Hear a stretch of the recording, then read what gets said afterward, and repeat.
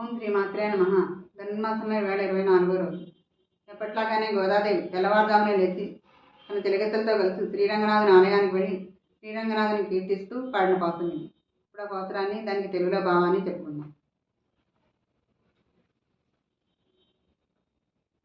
அன்றியுல கமனந்தாய் அடிப்போத்தி சென்றங்கு தென்னிலங்கை செத்தாய் திரள் போத்தி கொன்ற செகடு முதைத்தாய் புகழ் போத்தி கொன்று குணிலா வெறிந்தாய் கடல் போத்தி கொன்ற குடையா வெடித்தாய் குணம் போத்தி மெனு பகை கெடுக்கும் நின் கையில் வேல் போத்தி என்றென்றன் சேவகமே ஏத்திப்பறை கொள்வான் ఇంద్రియాం ముందోం ఎరంగేలో రెంపావారు. ఇప్పుడు ఈ పాత్రానికి మనం తెలుగులో భావాన్ని చెప్పుకుందాం.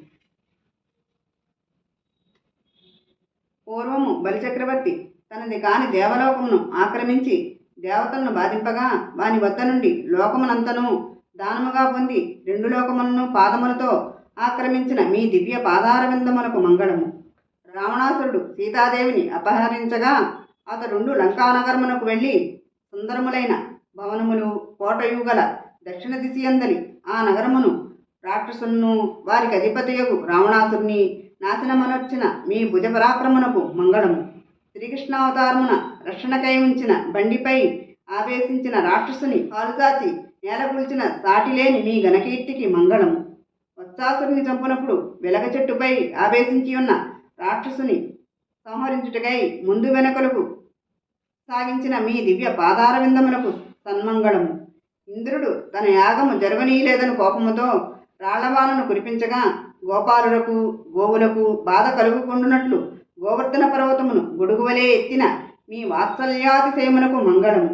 శత్రువులను సమూలముగా పెకలించి విజయమును సంపాదించి మీ అస్తమందలి వేలాయుధమునకు మంగళము.